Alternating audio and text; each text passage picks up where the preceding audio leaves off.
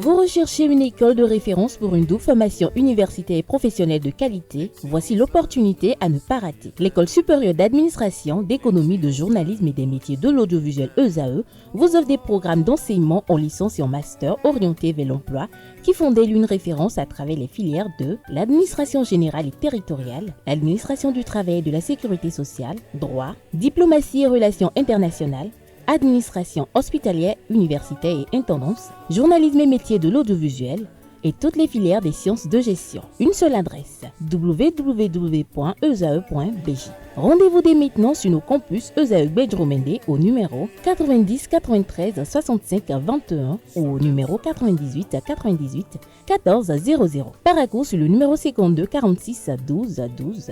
Aboumé-Calavi au numéro 52 88 44 44. Akpata au numéro 52 88 33 33. ESAE, l'excellence a un nom. Aneldo, bonjour à nouveau. Bonjour à vous, Abdelkader Gio. Alors, vous nous faites suivre le résumé de la 24e journée de la Ligue professionnelle de football dans un premier temps. Effectivement, la Ligue professionnelle de football a abordé sa 24e journée ce week-end. ESAE TV a suivi la majorité des rencontres, notamment avec ses reporters qui vous font le point dans des éléments condensés par Romaric Djessougou Benou. La 24e journée du championnat Celtics League Pro a offert des rencontres disputées avec des résultats variés.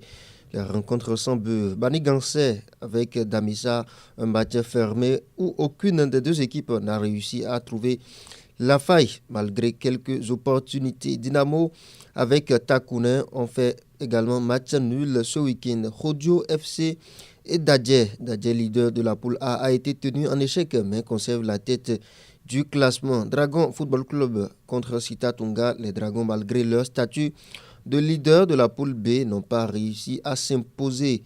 Quelques victoires convaincantes ont quand même eu lieu. Real Sport s'est imposé face à Bois de Sinandé sur un score de 3-1. Une belle performance de Real Sport qui a su faire preuve d'efficacité ce week-end. Aspac s'est également imposé 3-1 contre Requin Football Club. Aspac a dominé son adversaire en imposant un rythme élevé. Abeille Football Club s'est imposé de son côté 2-0 face à Panthère Football Club. Victoire logique des Abeilles qui confirment leur montée en puissance.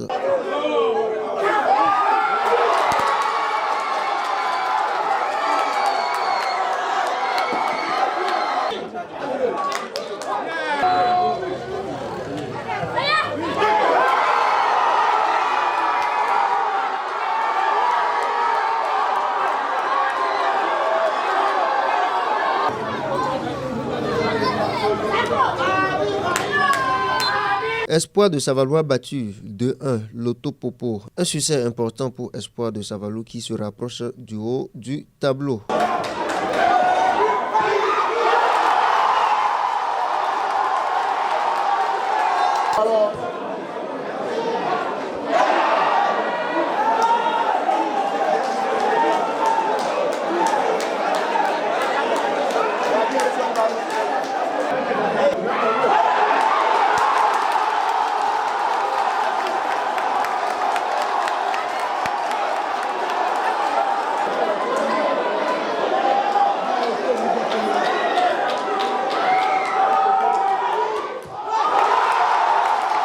L'USS Craqué s'est imposé face à AS Cotonou sur un score de 1-0. Adidja Football Club a battu également Étoile Filante, une victoire obtenue sur un détail preuve de réalisme de cette équipe d'Adidja. Les matchs disputés et accrochés, Jack Football Club s'est incliné devant Aïma. Aïma a su donc gérer la rencontre en exploitant ses opportunités. Beke s'est également incliné devant Buffalo de Borgo sur un score de 0-1. Cavalier s'est incliné de son côté 0-1 également devant Dynamo d'Abomey. Dynamo d'Abomey qui continue sa bonne dynamique donc en s'imposant à l'extérieur.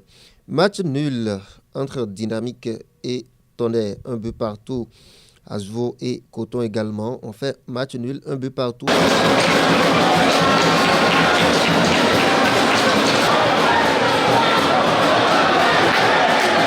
Sport Sobemap et la jeunesse sportive de Kobe ont également fait match nul, un but partout.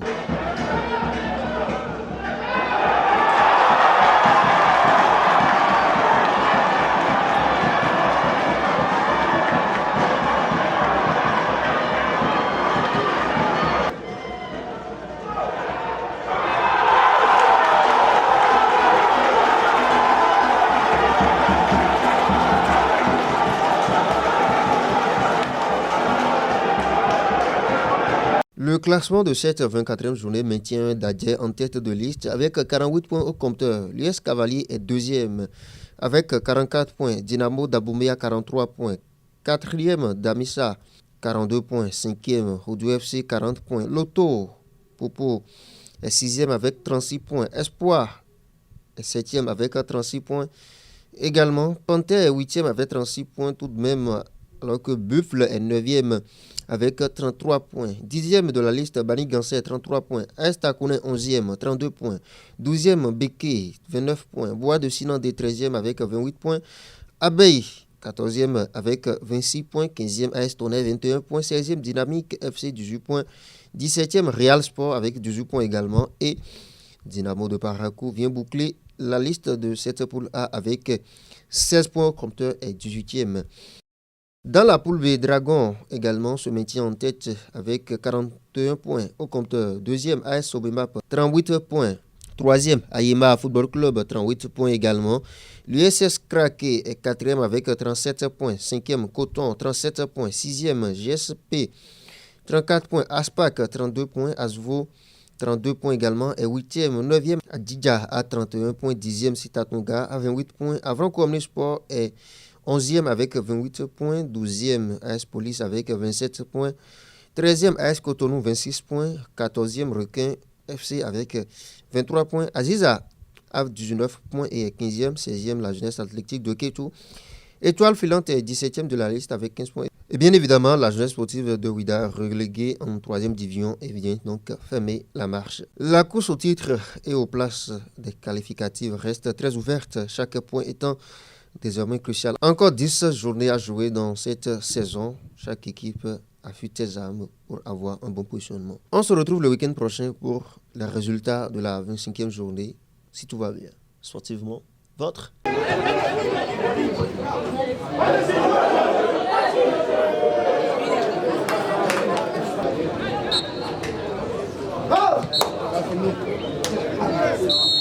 Dans la poule A, lors de cette 24e journée, Dadje Football Club a contraint Audio au partage des points à commun.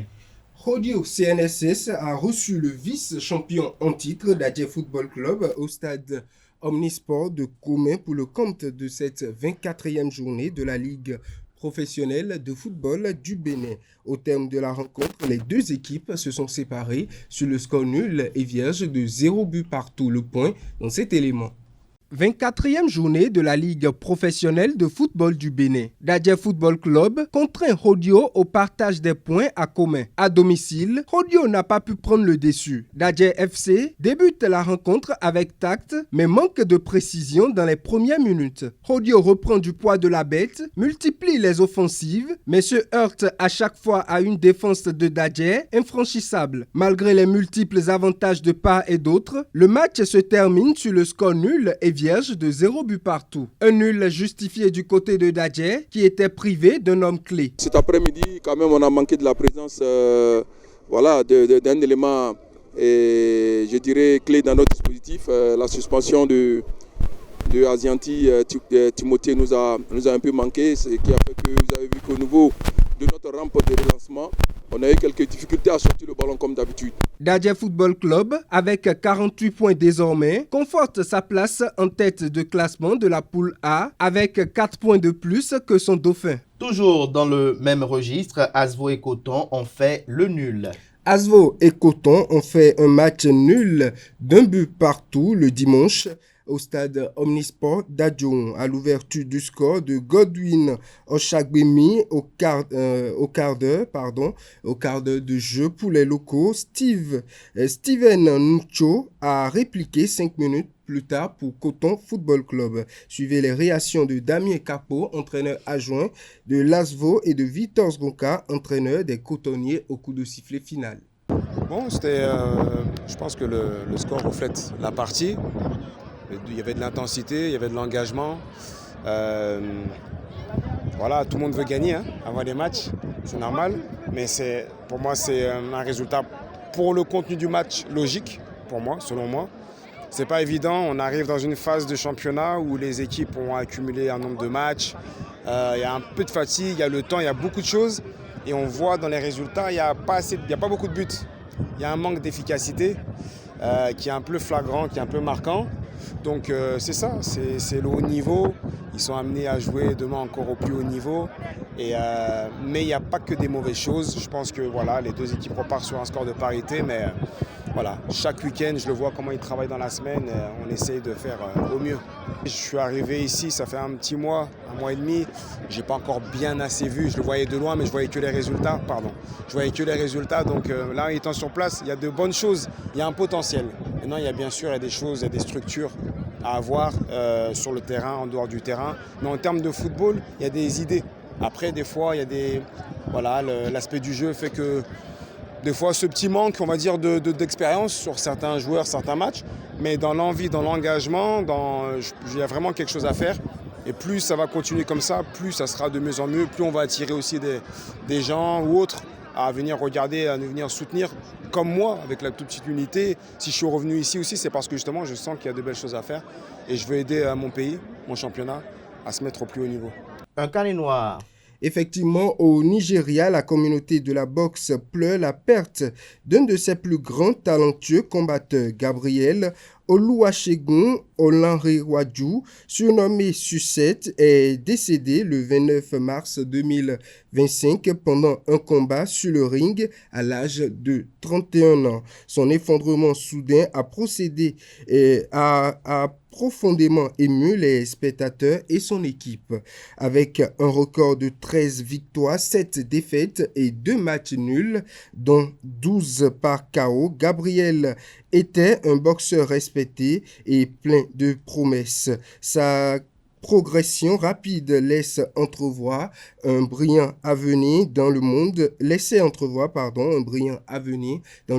du sport, brutalement interrompu par ce drame inattendu. Des vidéos de l'incident où on voit Gabriel s'effondrer ont rapidement circulé sur les réseaux sociaux. Toutes nos condoléances à la communauté de la boxe du côté du Nigeria. Et une dernière information pour clore cette page des sports. Effectivement, une dernière information. Pour clôturer cette page des sports, Novak Djokovic a vu son rêve d'un 100e titre s'envoler le dimanche 30 mars 2025 lors de la finale du Master 1000 à Miami aux États-Unis. Le Serbe, âgé de 37 ans, a été surpris par la performance exceptionnelle du jeune Tchèque Mansik de 19 ans. Cette finale qui opposait 2 générations de tennismen a été marquée par la victoire de Mansik en 2 sets serrés. D'abord, au premier set, 7-6, 7-6 et au deuxième set, 7-6 également. Ce succès retentissant offre au Tchèque son premier titre majeur malgré son retard de près de 6 heures dû aux intempéries. Mansik, classé 57e au plan mondial, a fait preuve d'une solidité impressionnante, notamment au service avec 14 hacks. Il a également dominé tous les pronostics, notamment avant ce tournoi. Merci à vous, Anaël Vianedo, pour votre présentation de la page des sports. Merci une fois encore à Francis Olafaramé pour sa présentation du bulletin matinal d'information. Chers amis internautes, à présent, on va convoquer en plateau Komlan Quentin Amoussou pour la définition du jour et Atifa Olafa pour les trucs et astuces.